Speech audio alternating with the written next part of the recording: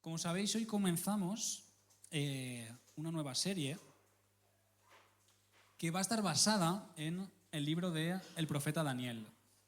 Hemos titulado ¿Cómo vivir mi fe en tierra hostil? ¿Por qué creemos que es importante reflexionar en el libro de Daniel? Obviamente, en toda la Biblia es importante reflexionar, ¿no? Toda la Biblia es importante y relevante para todas las épocas, Y así que no voy a decir que Daniel es más importante que otros libros, no lo es, ¿no? Pero sí que es cierto que cada libro tiene su particularidad. Gracias, David. Y Daniel, de una forma especial, nos exhorta a meditar en la pregunta que nos estamos haciendo con esta serie. ¿Cómo vivir mi fe en tierra hostil? Entendemos tierra hostil como tierra enemiga, ¿no? Un lugar que es opuesto a mí o en el que estoy en peligro, ¿vale? ¿Cómo vivir mi fe en tierra hostil? Porque el libro de Daniel va de esto. El libro de Daniel va de unos jóvenes que tienen que desarrollarse en una tierra que para ellos es hostil, en un contexto muy complicado. En realidad el libro de Daniel se puede dividir en dos partes muy claras. Tiene una primera parte de los capítulos 1 al 6 que es más histórica y tiene una segunda parte a partir del capítulo 7 hasta el último que es más profética, es más difícil, ¿no? de entender, porque Daniel nos está hablando acerca de visiones que empieza a tener, ¿vale? En nuestra serie nos vamos a centrar especialmente en la primera parte, ¿vale? En la parte histórica. Nos interesa en esta ocasión tocar este tema. Antes de ponernos a leer, aunque os recomendé que vinieseis con el capítulo 1 de Daniel leído, pero bueno, antes de leerlo, porque lo vamos a leer otra vez, vamos a ponernos un poco en contexto, ¿vale? ¿Qué estaba pasando? Sabemos que Judá, recordamos que el reino de Israel se dividió en dos, ¿verdad? El reino del norte, Israel, se mantuvo el nombre. Reino del sur, Judá. El reino del norte había sido conquistado ya. El reino del sur aún estaba ahí por conquistar, aunque como tampoco estaban haciendo las cosas como el Señor le gustaba, llegó la conquista. Pero la conquista no llegó, como podemos pensar así, de una sola vez. El exilio no ocurrió en una vez, en realidad ocurrió en 3 veces. Nabucodonosor atacó 3 veces a Judá. Aquí lo podemos ver. En el año 605 a.C., siendo rey de Judá Joacim, Daniel y algunos nobles fueron deportados a Babilonia, ¿vale? Llegó Nabucodonosor con sus tropas, se llevó algunas cositas del templo que le gustaban, se las llevó a su templo, al templo de sus dioses, y se llevó a Daniel y a otros nobles, a gente importante. Hubo un segundo ataque en el 597 a.C., siendo rey de Judá Joaquim, en el que en esta ocasión el profeta Ezequiel y ahora sí miles de judíos fueron deportados a Babilonia, se los llevaron a Babilonia, ¿vale? Y por último, ya en el 589 a.C., siendo rey Sedequías, llegó la destrucción total del templo de Jerusalén. Y ahí sí, el exilio masivo. Se llevaron secuestrado a casi todo el pueblo, aunque quedó alguna persona por allí. La gran parte del pueblo de Israel, especialmente de Judea, se encontraba en Babilonia, cautivos por el rey Nabucodonosor. Pero como veis, la historia de Daniel tiene lugar después del primer ataque. Israel está en este proceso de ser exiliado.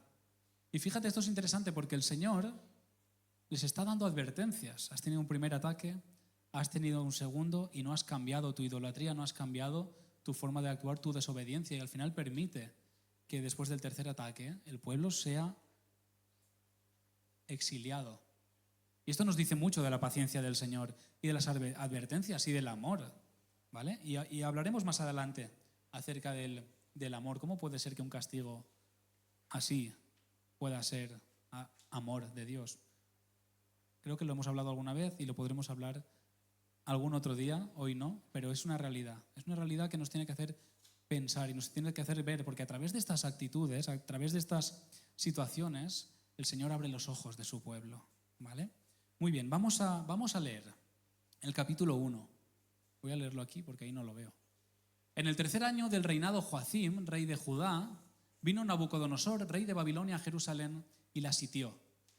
el Señor entregó en sus manos a Joacim, rey de Judá, y parte de los utensilios de la casa de Dios, y los trajo a tierra de Sinar, a la casa de su Dios, y colocó los utensilios en la casa del tesoro de su Dios. Y dijo el rey a Aspenaz, jefe de sus eunucos, que trajera de los hijos de Israel, del linaje real de los príncipes, muchachos sin defectos físicos y de buena presencia, instruidos en toda sabiduría, sabios en ciencia, de buen entendimiento e idóneos para estar en el palacio del rey, y que les enseñaran la escritura y la lengua de los caldeos. Y les asignó el rey una porción diaria de la comida real y del vino que él bebía, y ordenó que los educara durante 3 años para que al cabo de ese plazo se presentaran delante de él. Entre ellos estaban Daniel, Ananías, Misael y Azarías, que eran de la tribu de Judá.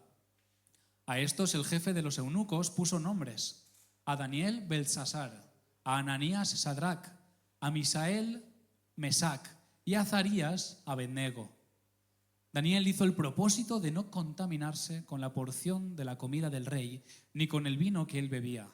Pidió, por tanto, al jefe de los eunucos que no se le obligara a contaminarse. Dios hizo que Daniel se ganara la benevolencia y el favor del jefe de los eunucos, aunque éste le dijo a Daniel: tengo miedo de mi señor el rey, pues os ha asignado lo que tenéis que comer y beber. Si os encuentra más demacrados que el resto de los jóvenes de vuestra edad, haréis que me juegue la cabeza ante el rey. Entonces dijo Daniel a Melsar, a quien el jefe de los eunucos había puesto sobre Daniel, Ananías, Misael y Azarías: te ruego que hagas la prueba con tus siervos durante 10 días, que nos den legumbres para comer y agua para beber. Compara luego nuestros rostros con los rostros de los muchachos que comen de la porción de la comida del rey, y haz después con tus siervos según lo que veas. Él aceptó su propuesta y los puso a prueba durante 10 días. Y al cabo de los 10 días el semblante de ellos era mejor y más robusto que el de los otros muchachos que comían de la porción de la comida del rey. Así pues, Melsar se llevaba la porción de la comida real y el vino que habían de beber, y les daba legumbres. A estos 4 muchachos Dios les dio conocimiento e inteligencia en todas las letras y ciencias, y Daniel en particular entendía de visiones y de sueños. Pasado el plazo que había dicho el rey Nabucodonosor para que llevaran a los muchachos a su presencia, el jefe de los eunucos los llevó ante él. El rey habló con ellos, pero entre todos no encontró a ninguno como Daniel, Ananías, Misael y Azarías. Así pues, permanecieron al servicio del rey. En todo lo que el rey les preguntó, y que tenía que ver con cuestiones de sabiduría e inteligencia, los halló 10 veces más sabios que todos los magos y astrólogos que había en todo su reino. Así continuó Daniel hasta el año 1 del rey Ciro. Nabucodonosor llegó a Judá, sitió su capital, que es Jerusalén. Como decía, cogió algunas cosas del templo, se las llevó, pero también se llevó a algunos de los mejores jóvenes. Algunos de los mejores jóvenes de Judá. Eran nobles, dice, hijos de príncipes, hijos de personas importantes, y tenían que ser los más guapos, los más sanos, los más inteligentes de todos, para ponerlos a su servicio en palacio. Entre estos jóvenes se encontraban estos 4: Daniel, Ananías, Misael y Azarías, a quienes se les cambió el nombre por Beltsasar, Sadrac, Mesac y Abednego. Vamos a pararnos aquí a pensar por un momento en esto. Estos jóvenes acaban de perder su vida. No están muertos, pero acaban de perder todo lo que era su vida. Los han alejado de su tierra, los han alejado de sus amigos, de su familia, de la comida que comían típica, de sus tradiciones, de su religión, de su idioma, de su cultura. Pero no solo los alejaron de todo esto, sino que además fueron obligados a aprender durante 3 años, dice el texto, la lengua de sus opresores, el idioma de Babilonia, especialmente el de los caldeos, para que pudieran leer y escribir y así enseñarles las tradiciones de este pueblo, enseñarles la cultura de este pueblo, sus ciencias, sus creencias. Lo que estaban haciendo con estos jóvenes era tratar de borrar su identidad de judíos y darles una nueva identidad como ciudadanos de Babilonia. Babilonia, en la Biblia, no solo es una ciudad. No solo es una ciudad. Babilonia es el símbolo de la rebelión humana contra Dios. Babilonia es el símbolo de la rebelión humana contra Dios. Lo que aquí está ocurriendo en la fase espiritual es que el maligno está tratando de arrebatar a las personas del reino de Dios para llevárselas a ese reino de maldición que representa Babilonia. Está luchando por eliminar la identidad de estos jóvenes como hijos de Dios, introduciéndolos en una cultura en la que lo más valioso que poseen, que es su fe, pone en peligro sus propias vidas. Esa es la situación en la que están estos 4 jóvenes. Dice el texto que el rey les asignó una porción diaria de la comida real y del vino que él bebía. No los está tratando como esclavos. Aquí no vemos que los estén tratando como esclavos. En realidad les está ofreciendo una vida de calidad, comiendo la comida del rey incluso, ¿no? Viviendo en el palacio mientras son preparados para ocupar los mejores puestos del reino. ¿Cómo podemos afirmar entonces que estos jóvenes se encuentren en tierra hostil? Si probablemente están viviendo mejor que nunca. ¿Por qué están en tierra hostil? Están en tierra hostil porque todos estos beneficios son a cambio de abandonar su identidad como hijos de Dios. Abandonar su identidad como hijos de Dios. Vamos a ver cómo actuaron estos jóvenes en esta situación. Dios les dio conocimiento e inteligencia en todas las letras y ciencias. También dice el texto, entre todos el rey no encontró a ninguno como Daniel, Ananías, Misael y Azarías. Y también hemos leído, en todo lo que el rey les preguntó, los halló 10 veces más sabios que todos los magos y astrólogos que había en su reino. A veces nos puede dar la sensación de que en la Biblia las cosas, Dios hace las cosas así, ¿no? Como en un chasquido de dedos. Ahora de repente estas personas saben todo esto. No dice el texto eso. No dice el texto que haya sido en un chasquido de dedos. La Biblia es clara y dice que tuvieron que educarse durante 3 años. Tuvieron que dedicar 3 años de su vida a aprender todo esto y a ser los mejores. Los mejores. Llegaron a ser los mejores en una cultura ajena. ¿Vale? Llegaron a ser los mejores en cuanto a la cultura, en una cultura que no es propia. ¿Vale? Es más, no llegaron a estar delante del rey hasta que pasó el plazo que el rey había dicho, que eran 3 años. Así que aquí tenemos a estos jóvenes dedicando 3 años de su vida a estudiar la cultura de este pueblo en el que vivían y llegar a ser los mejores ciudadanos de ese pueblo. Llegar a ser los mejores ciudadanos de ese pueblo. Mejores incluso que los más sabios que había ya en ese reino. Estos jóvenes se esforzaron por integrarse en la cultura de la nación que los había exiliado, que los había arrancado de su tierra.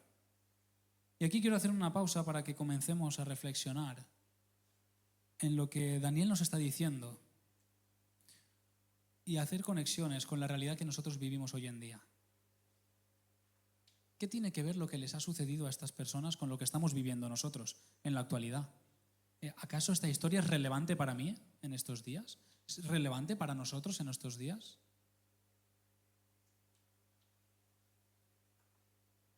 En primer lugar, estos jóvenes están viviendo un exilio que tú también estás viviendo, yo también.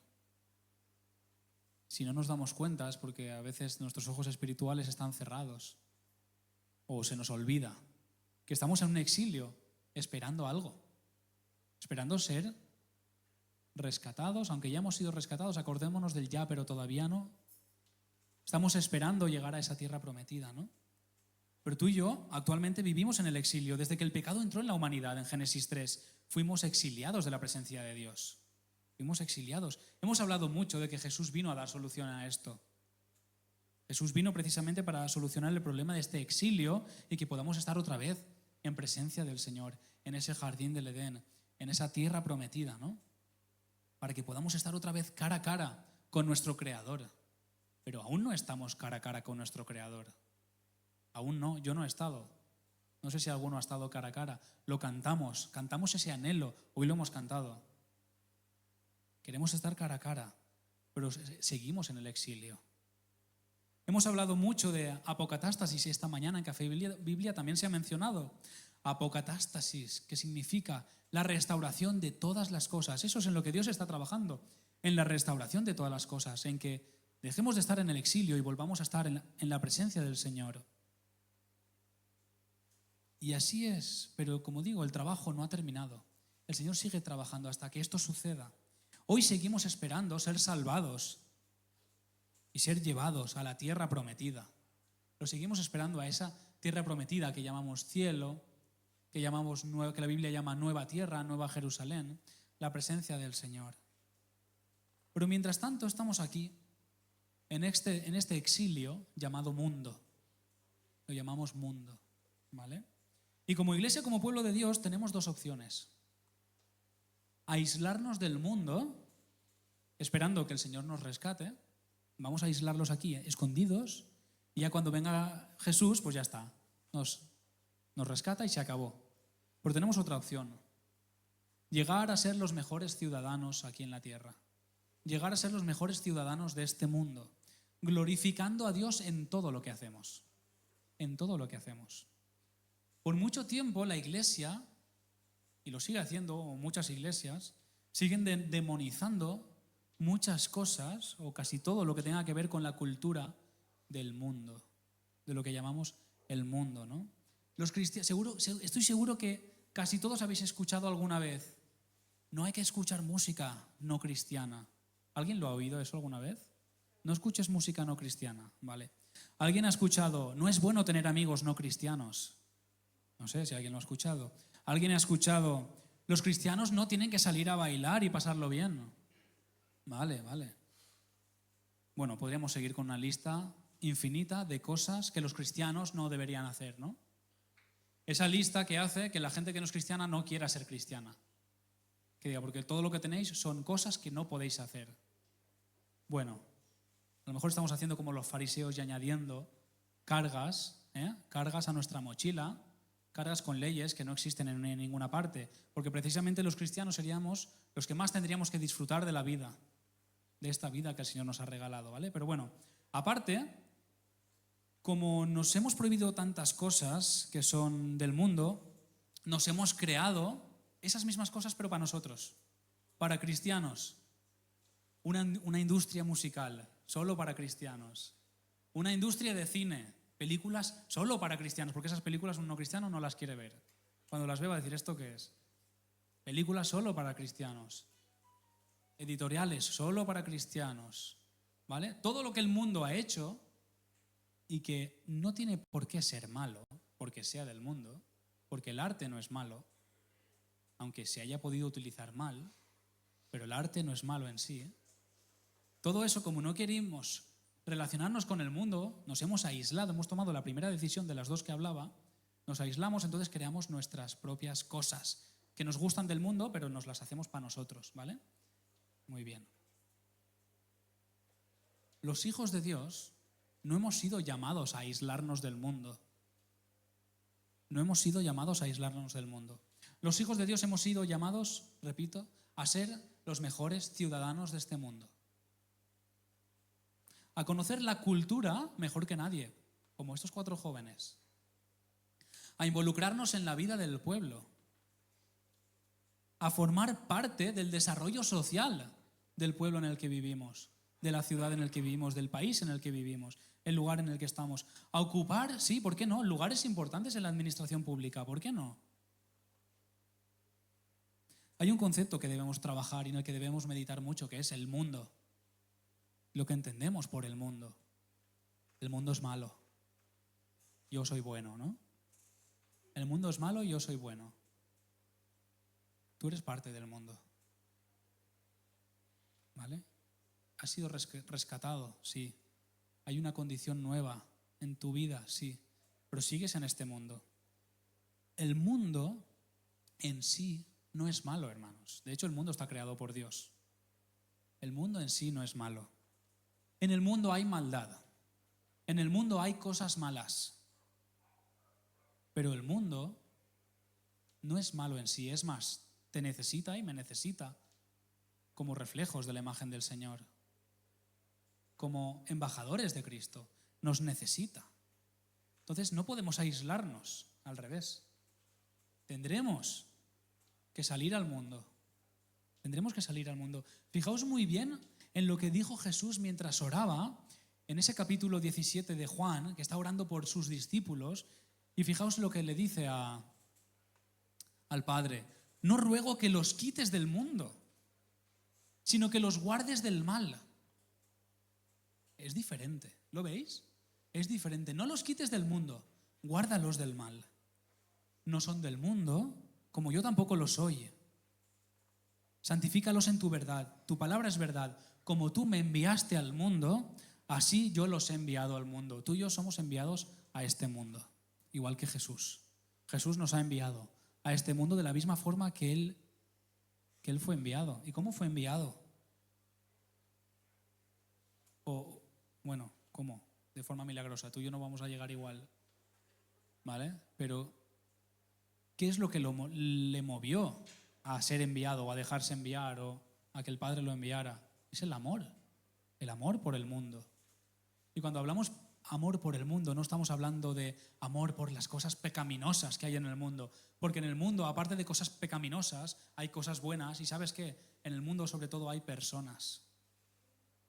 En el mundo hay personas que necesitan de ti y de mí, de ti y de mí en realidad poco, necesitan las palabras de Jesús a través de nosotros, los abrazos que tú puedes darle, palabras de bendición, ser capaz de escuchar a personas con las que no estás de acuerdo tal vez, pero que vean que tú las respetas, que les das valor como persona más allá de sus intereses o de lo que les gusta o de lo que piensan, aunque sea opuesto a ti. No, tú las valoras por lo que son, personas hechas por Dios, seres humanos que tienen la imagen de Dios. Hasta que no comencemos a tratar a las personas así, no vamos a poder ayudarles a ver la imagen del Señor que está en ellos. No podemos aislarnos. Dice el texto, guárdalos, sino que los guardes del mal. Eso sí, reconocemos que el mundo está lleno de maldad, pero es que ¿acaso no hay maldad en ti y en mí? ¿Acaso tú hasta hoy no formas parte de la maldad del mundo? Vale que ya hemos sido rescatados, pero volvemos al ya, pero todavía no. Seguimos haciendo cosas malas y seguimos participando de la maldad del mundo. Así que no seamos hipócritas cuando hablemos de la maldad del mundo, porque si señalas la maldad del mundo, tú estás ahí, en ese saco, ¿vale? Pero sí, el mundo está lleno de maldad y de eso nos tenemos que cuidar. Cuidándonos, pero siendo enviados. Si no tienes amigos cristianos, retomando lo que antes decíamos, ¿no? Si no tienes amigos cristianos, ¿a quién vas a evangelizar? O sea, sí, puedes salir a la calle y a lo mejor gente desconocida puedes hablar y el Señor de una forma milagrosa va a llegar a otros, pero ¿no será más natural que te use para ser luz en tu entorno? ¿O es que solo vas a ser luz cuando salgas a la calle? No, tenemos que ser luz en nuestro entorno, en nuestro día a día, entre nuestros familiares, entre nuestros amigos, entre nuestros compañeros de trabajo. Pero si queremos aislarnos, si queremos dejar de relacionarnos con esta gente porque no es cristiana, pues dime tú, ¿cómo vas a ser un reflejo de Jesús cuando Jesús hacía todo lo contrario? Ya hablamos, no sé si la semana pasada o la otra, de que Jesús lo llamaban, la semana pasada no, la otra sería, lo llamaban ¿qué? Bebedor y comilón, porque se pasaba el día en la mesa con gente que no era cristiana, que no era judía, que no era de su religión, ¿no? Bueno, por otro lado, el arte, las películas, la música, los libros, la pintura, todas estas cosas que muchas veces se han demonizado y en muchos sitios, muchas tradiciones lo siguen haciendo, eso nos muestra lo que hay en el corazón del ser humano. Que si tú te pones a ver películas y te pones a analizar un poquito, más que entretenerte, te pones a pensar un poco en el director de esta película en qué está pensando. Porque eso está plasmando lo que hay en su mente y en su corazón. Y las series de la actualidad nos pueden ayudar mucho a entender cuáles son las necesidades del ser humano. Pero si nos aislamos de todo esto, ¿cómo vamos a conocer? ¿Cómo vamos a conocer esta cultura de la misma forma que Daniel y sus amigos? ¿Cómo vamos a conocer, a ser expertos en la necesidad de las personas? Por otro lado, el arte es una manifestación de la creatividad de Dios. El arte en sí es una manifestación de la creatividad de Dios. ¿Por qué vas a huir de ello? ¿Puedes disfrutar de ello?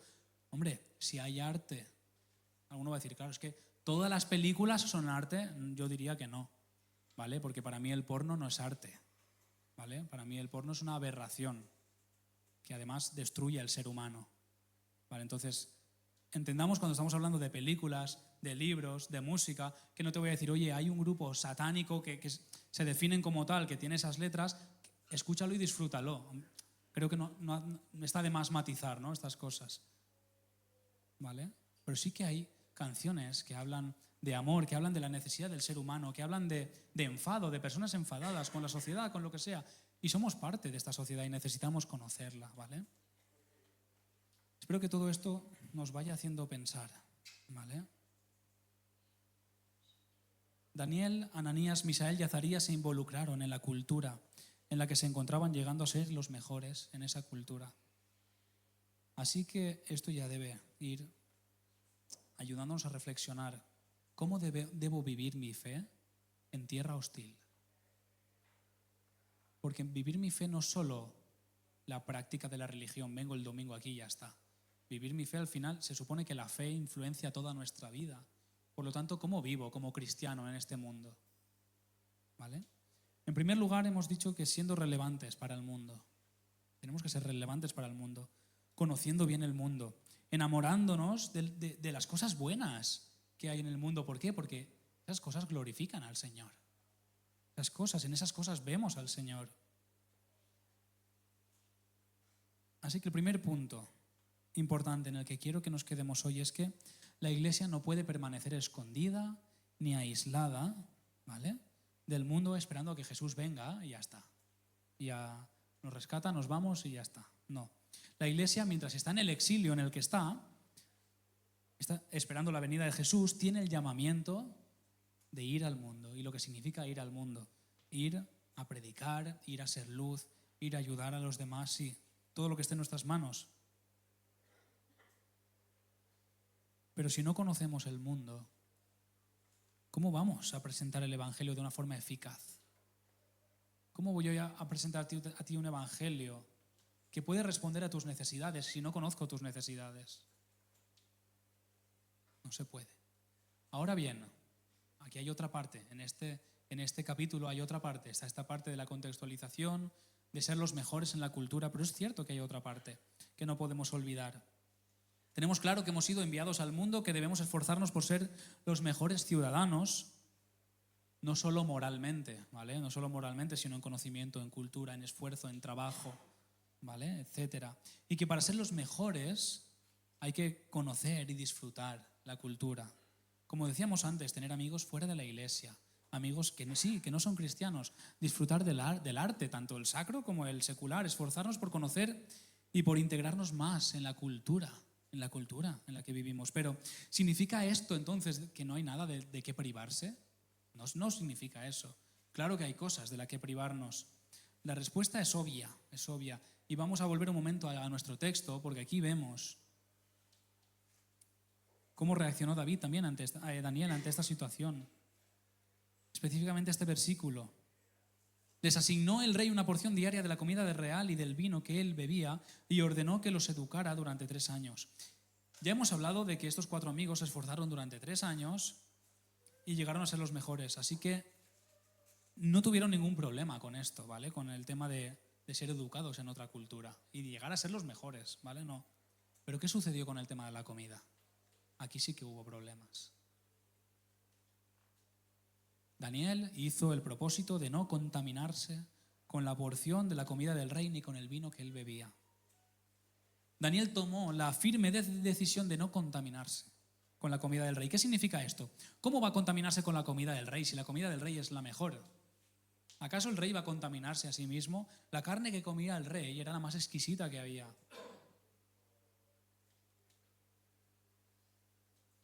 Recordemos que estos 4 jóvenes vienen de Judea, son israelitas, tienen una forma de vida, además dictada por el Señor, con bastantes normas de pureza, y normas, muchas de ellas tenían que ver con la alimentación. Tenían ciertas cosas de las que debían abstenerse, ¿vale? Esto es importante que lo comprendamos porque ellos, a pesar de estar involucrados en el mundo y desarrollarse como personas en el mundo, nunca perdieron su identidad como hijos de Dios, nunca perdieron su identidad como judíos, ¿vale? Sin embargo, comer la comida del rey sí que afectaba a su identidad. ¿Por qué? Porque la carne que comían estos reyes era de animales que habían sido sacrificados a sus ídolos. Y además esa carne se utilizaba para celebrar banquetes en honor a esos ídolos. Entonces, por medio de esa comida se estaba adorando, se seguía en la adoración a estos ídolos. Por eso Daniel dice claramente, yo no, hasta aquí, yo de eso no voy a participar, aún a riesgo de que me pase algo. Sí, aún a riesgo de que me pase algo malo, de que el rey tome represalias contra mí. Pero yo lo digo claro, yo de eso, esa comida no voy a comer. Tráeme otra. Imagínate diciéndole al rey, no, yo eso no, tráeme otra comida, ¿no? Daniel decide no contaminarse, porque él no va a involucrarse con nada que tenga que ver con otros dioses o cosas que afecten directamente a su identidad como hijo de Dios. Y aquí llegamos a otro punto importante. Este mundo, al mismo tiempo que nos ofrece cosas buenas de las que podemos disfrutar, también nos ofrece cosas malas que nos pueden contaminar. Y a muchos puede que esta sea la parte que menos les guste. El hecho de decir, ¿me tengo que abstener de cosas? Pues sí, sabemos que hay cosas de las que nos tenemos que abstener. Daniel se abstuvo de este alimento que era tan bueno, aun a riesgo de sufrir represalias del rey, porque afectaba directamente a su identidad como hijo de Dios. ¿Qué cosas? Ahora te invito a pensar. ¿Qué cosas nos ofrece este mundo que atenten contra nuestra identidad como hijos de Dios? A mí se me ocurren algunas, ¿vale? Pero seguro que a ti se te ocurren muchas otras. Podemos hablar de dinero, por ejemplo. El dinero en sí no es malo, ¿verdad? En sí, el dinero no es malo, al igual que la comida. Pero sí puede provenir de ganancias deshonestas. Y la Biblia es muy clara al respecto de las ganancias deshonestas. El dinero también es adictivo. Es muy adictivo. Cada vez hay más máquinas de apuestas en los bares que están al acceso de todo el mundo, ¿vale? Cada vez hay más salones de juegos. No sé si alguien aquí ha jugado alguna vez a una cosita de estas.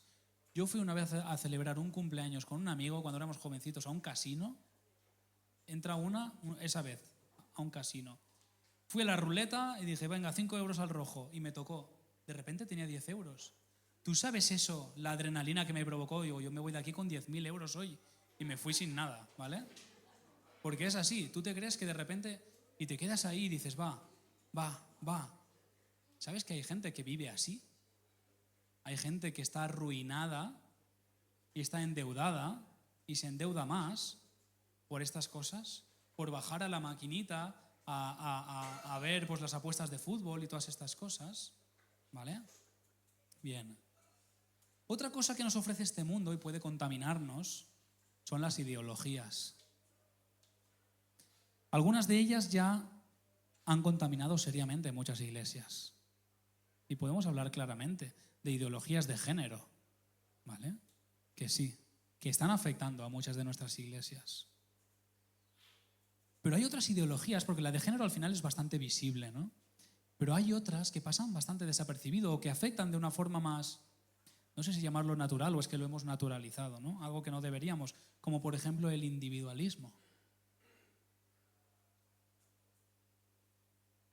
O sea, no hay cosa, o si una de las cosas más anticristianas que hay es precisamente el individualismo. Pero es que somos individualistas. Lo somos. A lo mejor no nos atrevemos a decirlo. Yo no necesito a los demás. Yo solo puedo. No me importa lo que le suceda a mi vecino. Aquí, como somos cristianos, nadie va a decir estas cosas. Pero lo hacemos. Pasamos de nuestro vecino. Muchas veces giramos la cara a las necesidades de los demás. ¿Vale? Entonces sí que somos individualistas. Cada uno mira por lo suyo. Cada uno... En valenciano está el dicho, a lo mejor está en castellano también, ¿eh? Yo como lo sé de Valencia. En España cada uno se apaña. En España cada uno... ¿Cómo? En España cada uno se apaña. María ha dicho otra cosa, creo. Pero bueno, en España cada uno se apaña, cada uno a la suya, cada uno se busca la vida. No hay nada más anticristiano que esto. ¿Vale? Por otro lado tenemos también, bueno, somos una sociedad consumista. Necesito adquirir más. Cuanto más tengo, más quiero, ¿no? Y ahora te voy a hacer una pregunta que no tienes que responder. No sé si tú te haces un presupuesto mensual, bueno, esto es lo que gastamos en mi casa, a controlar un poco la economía. ¿Hay algún apartado para la generosidad? Para no solo el diezmo, sino ser generosos con los que lo necesitan. No, una parte de mi dinero va para personas que tienen necesidad. ¿Eso está en tu presupuesto? Porque el presupuesto que nos hacemos dice mucho de nuestro corazón. También el presupuesto de la iglesia dice mucho del corazón de la iglesia. Si queremos edificar, o sea, invertir todo el dinero en templos y en cosas para hacernos grandes, o si realmente invertimos en lo que hay que invertir, que es en el corazón, en que la palabra llegue más. ¿Vale? Entonces el presupuesto que nos hacemos dice mucho de nuestros corazones. ¿Vale? Otra cosa que acaba con nuestra identidad como hijos de Dios, las adicciones. Estad pues firmes en la libertad con que Cristo nos hizo libres y no volváis otra vez a estar presos del yugo de la esclavitud. Si te he librado, ¿por qué te metes otra vez? ¿Por qué te sigues metiendo? Si tú eres libre, las adicciones acaban con tu identidad como cristiano, porque el cristiano es libre. Los hijos de Dios somos libres del pecado, pero sin embargo nosotros nos seguimos metiendo en adicciones constantemente, ¿eh? Y se nos llena la boca diciendo que Jesús ha llenado mi corazón, pero después mi corazón busca otras cosas, ¿eh? Y hay deseos por ahí, hay cositas que queremos satisfacer, que sabemos que no están tan bien, que al final las acabamos justificando incluso, ¿no? Y hay impulsos en nosotros que nos cuesta mucho controlar, seamos honestos. Para algunos a lo mejor es casi imposible. Vamos a retomar el tema de la pornografía.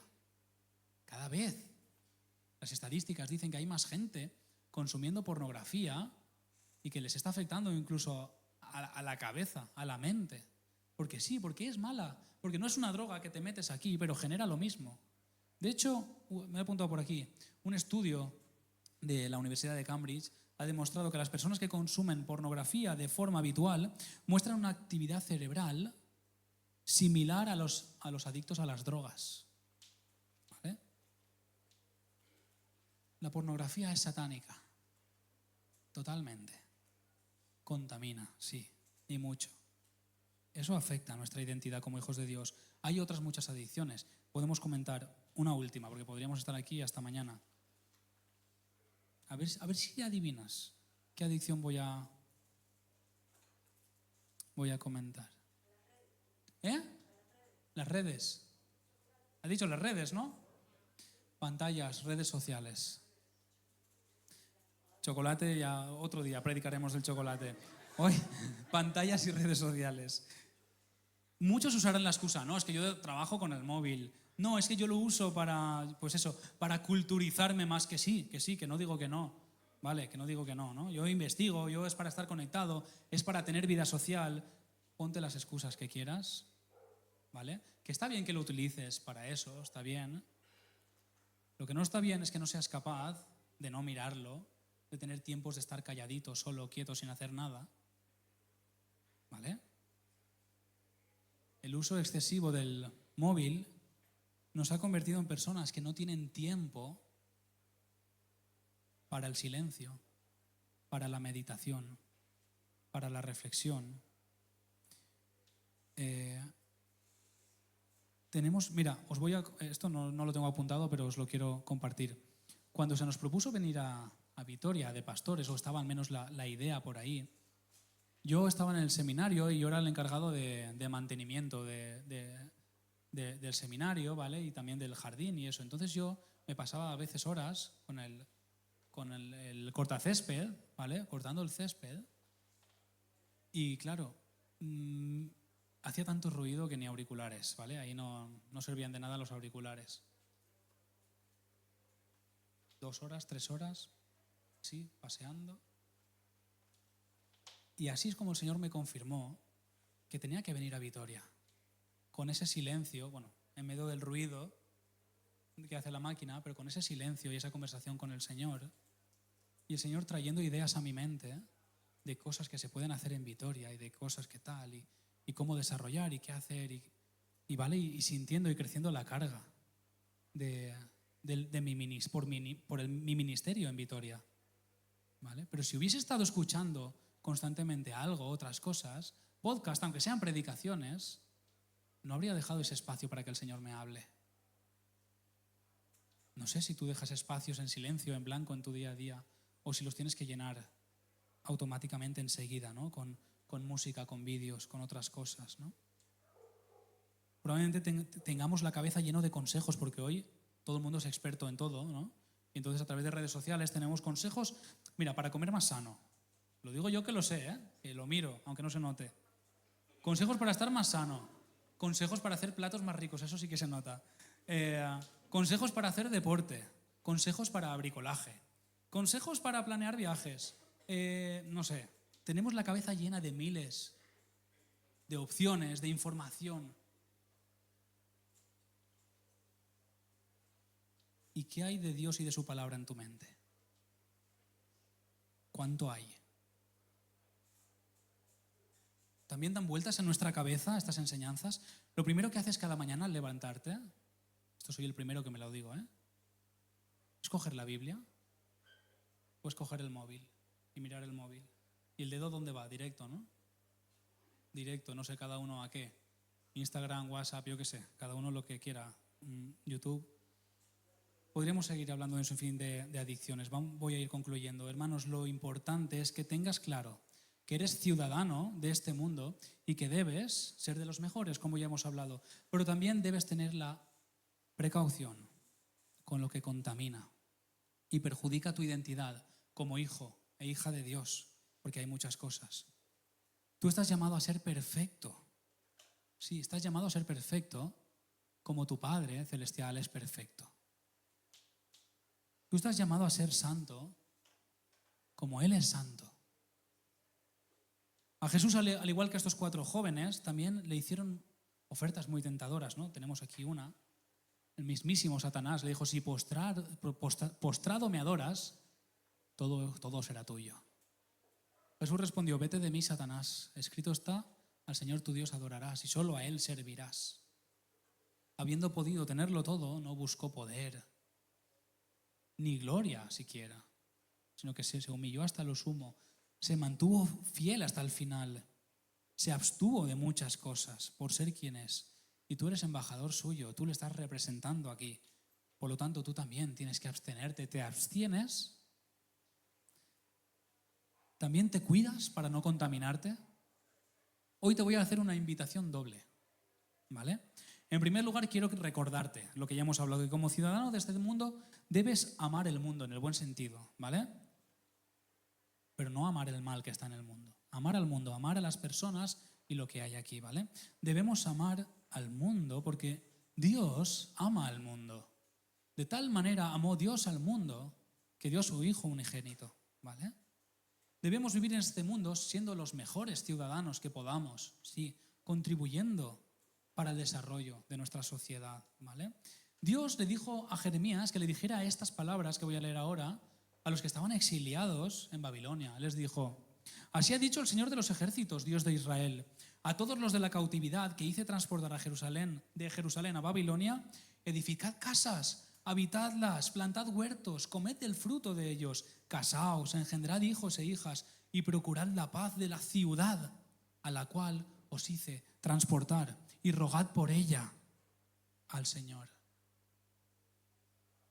Porque en su paz tendréis vosotros paz. Procurad la paz del mundo en el que estáis, aunque nos mantenga en el exilio. Necesitamos seguir rogando. Tú y toda nuestra iglesia debemos rogar por el mundo en el que estamos. Al mismo tiempo que debemos cuidarnos de no contaminarnos, debemos abstenernos, sí, de cosas que nos contaminan y manchan nuestra identidad. Porque aunque estemos en el mundo, como decía Jesús, ya no somos del mundo, somos ciudadanos de otro reino que será consumado en su momento, llegará. Somos ciudadanos del reino de Dios, esperando esa redención definitiva. Pero mientras tanto, estamos aquí y nos toca rogar. Nos toca seguir rogando y seguir velando. Rogando por el mundo, velando por nosotros, ¿vale? Hace unos meses estuvimos reflexionando acerca de las disciplinas espirituales. ¿Os acordáis? ¿Cómo va? Decíamos que las disciplinas espirituales sirven para dejarnos en manos del Señor y que Él siga transformando nuestra vida, haciéndonos más como Él, perfeccionando nuestra identidad como hijos de Dios. Así que durante el mes de mayo, iglesia, os vamos a hacer una propuesta ahora mismo, ¿vale? Durante el mes de mayo vamos a practicar una disciplina espiritual como iglesia. ¿Parece bien? A ver, espérate, ¿no? Dila primero y a ver. Es una disciplina de abstinencia, porque estamos hablando de abstinencia. Recordando que la finalidad es buscar al Señor, ¿eh? La finalidad es que nosotros menguemos para que Él crezca en nosotros y como iglesia también, ¿vale? Que nos ayude a ser cristianos que buscan la santidad y la perfección al mismo tiempo que seguimos rogando por esta cultura, por este mundo, por este barrio en el que estamos, ¿vale? La disciplina espiritual va a ser la misma que Daniel ha practicado varias veces. Lo siento por mí, pero va a ser el ayuno, ¿vale? Os queremos invitar a que cada noche... ¿Quieres decirlo tú esto? Ah, vale. Os queremos invitar a que cada noche, a partir de las 8, si puede ser, ¿vale? 8, nos abstengamos de comida, o sea, hasta las 8 puedes comer. A partir de las 8, dice David, ¡buah! Yo me hincho de 7 a 8 y bueno. A partir de las 8, boca cerrada y móviles, pantallas a un lado. Yo sé que hay gente que esto le va a doler, le va a costar mucho. Ayuno de comida y pantallas, ¿vale? Desde las 8 de la noche hasta el día siguiente. Ojo, hay gente que trabaja hasta las 10 de la noche, lo que sea, o te es imposible hacerlo, pues si quieres lo haces por la mañana, ¿vale? Pero como iglesia vamos a intentar hacerlo a partir de las 8 hasta el día siguiente sin comer. O sea, tú te alimentas de palabra del Señor, de meditación. Ese tiempo lo utilizas para estar con el Señor, no lo utilizas para, yo qué sé, para otras cosas, no. Nos abstenemos precisamente para buscar al Señor, para ofrecerle al Señor esos espacios de silencio, de quietud, de meditación, para que Él transforme nuestra vida y la vida de nuestra iglesia, ¿vale?